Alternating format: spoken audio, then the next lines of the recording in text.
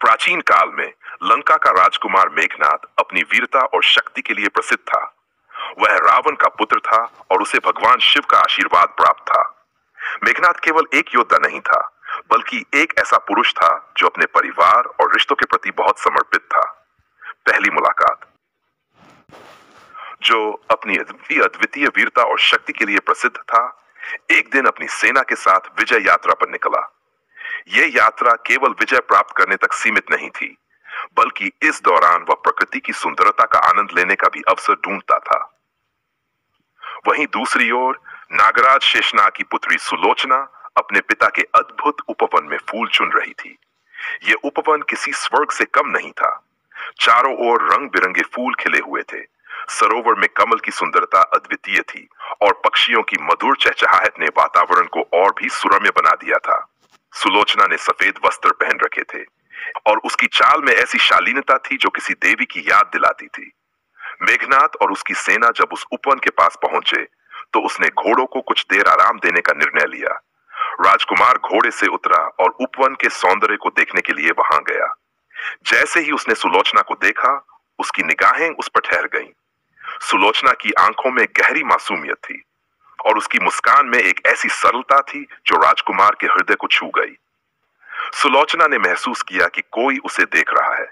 उसने अपनी बड़ी बड़ी आंखों से मेघनाद की ओर देखा और पहली बार दोनों की नजरें मिली। मेघनाद, जो अब तक अजेय और निर्भीक योद्धा था, पहली बार अपने शब्दों को खो चुका था। वह सुलोचना की सुंदरता और गरिमा में इतना डूब चुका था कि उसे यह भी ध्यान नहीं रहा कि वह एक राजकुमार है। सुलोचना ने झिझकते हुए कहा, आप कौन हैं और यहाँ क्यों खड़े हैं? मेघनाद ने खुद को संभालते हुए उत्तर दिया, मैं लंका का राजकुमार मेघनाद हूँ और शायद आज मुझे ये एहसास हो गया है कि मैं यहाँ क्यों आया हूँ। सुलोचना ने उसकी बात पर हल्की सी मुस्कान दी और कहा, आप राजकुमार हैं, फिर भी उपवन की सुंदरता का आनंद ले रहे हैं? यह अद्भुत है। मेघनाद ने कहा, यह उपवन सुंदर है, लेकिन इसकी सबसे बड़ी सुंदरता शायद आप हैं। मैं ऐसा सौंदर्य पहले कभी नहीं देखा। सुलोचना उसकी बात सुनकर शर्मा गई। वह समझ चुकी थी कि मेघनाद का हृदय साफ और सच्चा है। उस पल उनके बीच एक अनकहा रिश्ता बन गया। मेघनाद का हृदय सुलोचना के प्रति प्रेम से भर गया और सुलोचना भी महसूस करने लगी कि यह राजकुमार केवल शक्ति और युद्ध का प्रतीक नहीं, बल्कि एक सच्चे प्रेमी का उदाहरण भी हो सकता है। जब सुलोचना को अपने महल वापस लौटने का समय हुआ तो उसने जाने से पहले मेघनाद से कहा, राजकुमार, यह उपवन हमारा है और आप जब भी चाहें यहाँ आ सकते हैं, लेकिन ध्यान रहे, यह स्थान शांति और पवित्रता का प्रतीक है।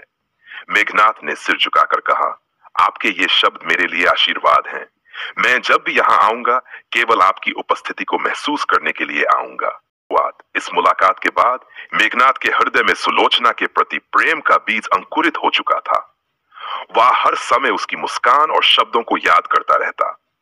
वहीं सुलोचना भी अपनी मां से इस राजकुमार की विनम्रता और व्यक्तित्व के बारे में बात करती। दोनों का यह प्रेम अनजाने में ही उनकी नियति को जोड़ चुका था। एक दिन मेघनाद ने अपनी इच्छा अपने पिता रावण को बताई, जो अपने पुत्र से अत्यधिक प्रेम करता था। ने उसे अनुमति दी और अपने राजदूतों के साथ नागराज शेषनाग के महल में संदेश भिजवाया। संदेश में लिखा था कि लंका का राजकुमार सुलोचना से विवाह का प्रस्ताव रखने के लिए स्वयं आना चाहता है। शेषनाग ने इस प्रस्ताव को सुनकर सहमति दे दी और मेघनाद को महल में आमंत्रित किया। मेघनाद ने अपनी यात्रा के लिए विशेष तैयारी की।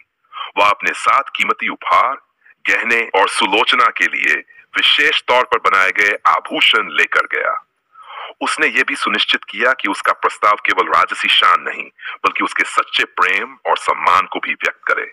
जब मेघनाद नागराज शेषनाग के महल पहुंचा तो सुलोचना ने उसे अपनी बालकनी से देखा। मेघनाद ने राजसी पोशाक पहनी हुई थी, लेकिन उसके चेहरे पर एक अद्भुत विनम्रता और प्रेम की गहराई झलक रही थी। सुलोचना का दिल तेजी से धड़कने लगा। शेषनाग ने मेघनाद का स्वागत किया और उसे राजसिंहासन के पास बैठने का निमंत्रण दिया। कुछ देर औपचारिक वार्ता के बाद शेषनाग ने सुलोचना को बुलाने का आदेश दिया। सुलोचना जब सभा में आई तो उसकी चाल में ऐसी शालीनता थी जो सबका ध्यान खींच रही थी। मेघनाद ने अपनी आंखें झुका ली और उसे आते हुए देखकर मन ही मन कहा, यही वह क्षण है जब मैं अपने हृदय की सच्चाई व्यक्त करूंगा। जब सुलोचना अपने पिता के पास खड़ी हुई तो मेघनाद ने खड़े होकर कहा, हे महाराज शेषनाग, मैं आज आपके सामने केवल एक राजकुमार के रूप में नहीं, बल्कि एक ऐसा व्यक्ति बनकर खड़ा हूँ जिसका हृदय आपकी पुत्री के प्रेम में बन चुका है। मैं सुलोचना के गुणों, उसकी बुद्धिमत्ता और उसकी गरिमा से अत्यधिक प्रभावित हूँ। क्या मुझे यह सौभाग्य मिलेगा कि मैं उसे अपना जीवन साथी बना सकूं? सुलोचना ने यह सुनकर हल्की सी मुस्कान दी, लेकिन उसकी नजरें झुकी रहीं। शेषनाग ने कुछ देर सोचा और बोले, राजकुमार, आपका प्रस्ताव सुनकर मुझे प्रसन्नता हो रही है, लेकिन यह निर्णय मेरी बेटी का होगा। यदि वह सहमत होगी तो मैं भी सहमत हूं।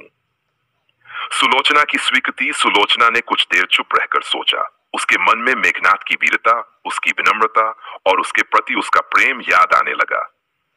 उसने धीरे से कहा, पिताश्री, यदि आप और माताजी इस प्रस्ताव को उचित मानते हैं तो मैं भी सहमत हूं। राजकुमार मेघनाद के गुण और उनके सम्मानित व्यक्तित्व ने मुझे हमेशा प्रभावित किया है। सुलोचना की यह बात सुनते ही मेघनाद के चेहरे पर खुशी की झलक दिखी। उसने हाथ जोड़कर कहा, सुलोचना, मैं आपको वचन देता हूं कि मैं हमेशा आपका सम्मान करूंगा और आपके हर सुख दुख में साथ रहूंगा। शेषनाग ने इस प्रस्ताव को स्वीकार किया और विवाह की तैयारियों का आदेश दिया। मेघनाद और सुलोचना की प्रेम कहानी अब केवल एक शुरुआत थी, लेकिन यह प्रस्ताव उनके जीवन का सबसे महत्वपूर्ण क्षण बन गया। विवाह वैदिक रीति रिवाजों से संपन्न हुआ। विवाह के समय मेघनाद ने सुलोचना का हाथ पकड़कर 7 वचन लिए।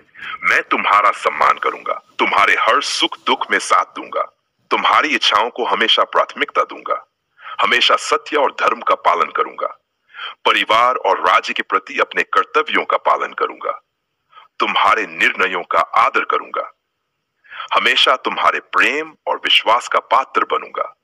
सुलोचना ने भी वचन लिया कि वह हमेशा मेघनाद का साथ निभाएगी, चाहे परिस्थिति कैसी भी हो।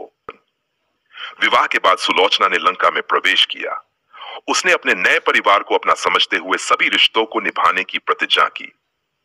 रावण ने सुलोचना का स्वागत करते हुए कहा, तुम अब लंका की रानी हो। मैं जानता हूं कि तुम्हारा व्यक्तित्व इस रणई को नई ऊंचाइयों पर ले जाएगा। मेघनाद और सुलोचना के बीच का संबंध केवल पति पत्नी का नहीं था।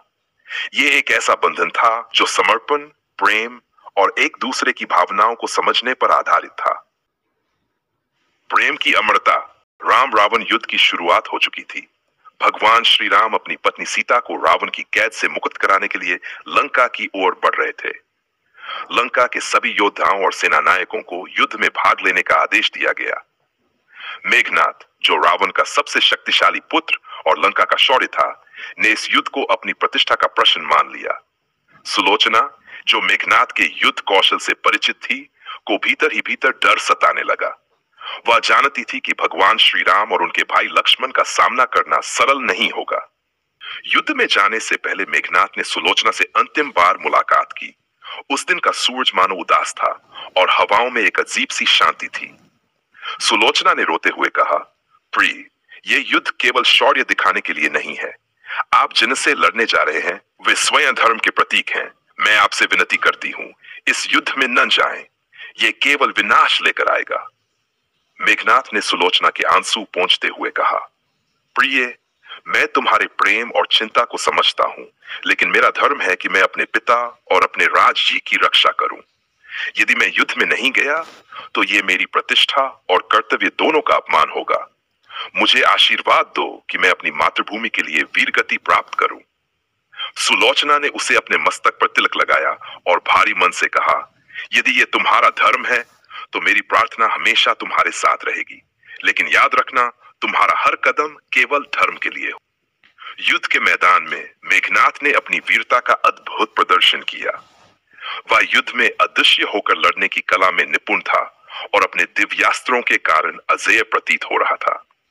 लेकिन जब लक्ष्मण और भगवान श्री राम ने उसकी रणनीति को समझा तो युद्ध ने एक नया मोड़ लिया। मेघनाद ने अपनी पूरी शक्ति लगाई, लेकिन लक्ष्मण ने इंद्रजित वध के लिए भगवान श्री राम के आशीर्वाद और अपने दिव्यास्त्रों का प्रयोग किया। ये युद्ध केवल बल का नहीं, बल्कि धर्म और अधर्म का था। आखिरकार मेघनाद वीरगति को प्राप्त हुआ। जब मेघनाद के निधन की खबर सुलोचना तक पहुंची तो वह स्तब्ध रह गई। उसका संसार मानो उजड़ गया। वह इस सच्चाई को स्वीकार नहीं कर पा रही थी कि जिस व्यक्ति को उसने अपना हृदय और जीवन समर्पित किया, वह अब इस दुनिया में नहीं है। वह तुरंत युद्ध भूमि पर पहुंची और वहां मेघनाद का निर्जीव शरीर देखकर फूट कर रोने लगी। उसने उसके माथे को सहलाते हुए कहा, हे आर्यपुत्र, आपने अपने धर्म और कर्तव्य को निभाने के लिए अपने प्राणों की आहुति दी, लेकिन क्या आपने ये नहीं सोचा कि आपके बिना मेरा जीवन कैसा होगा? मैं इस संसार में अकेली कैसे रहूंगी? उसने भगवान से प्रार्थना की, हे प्रभु, यदि सच्चे प्रेम और निष्ठा का कोई मोल है तो मुझे मेरे पति के बिना जीवित न रखें। मुझे भी उनकी राह पर चलने का अवसर दें। सुलोचना ने अपने सतीत्व का परिचय देते हुए निर्णय लिया कि वह अपने पति के बिना जीवित नहीं रह सकती। उसने मेघनाद के शरीर के पास बैठकर अग्नि की स्थापना की और अपने प्राणों को त्यागने का संकल्प लिया। उसने लंका के सभी लोगों को संबोधित करते हुए कहा, मेघनाद केवल मेरा पति नहीं था, वह धर्म, निष्ठा और साहस का प्रतीक था। मैं अपने जीवन को उसके प्रेम और उसके आदर्शों के साथ समाप्त करती हूं। हमारा प्रेम कभी समाप्त नहीं होगा, यह हमेशा अमर रहेगा। सुलोचना ने अपने प्राण त्याग दिए और अपने प्रेम को अमर कर दिया। उसकी आत्मा मेघनाद के साथ एक हो गई। लंका के लोगों ने इस प्रेम और त्याग को आदरपूर्वक याद किया। मेघनाद और सुलोचना की यह दुखद प्रेम कहानी हमें यह सिखाती है कि सच्चा प्रेम केवल सांसारिक सुख दुख तक सीमित नहीं होता, बल्कि वह आत्माओं का ऐसा मिलन है जो मृत्यु के बाद भी अटूट रहता है। उनका प्रेम आज भी इतिहास में सतीत्व, त्याग और निष्ठा का उदाहरण है।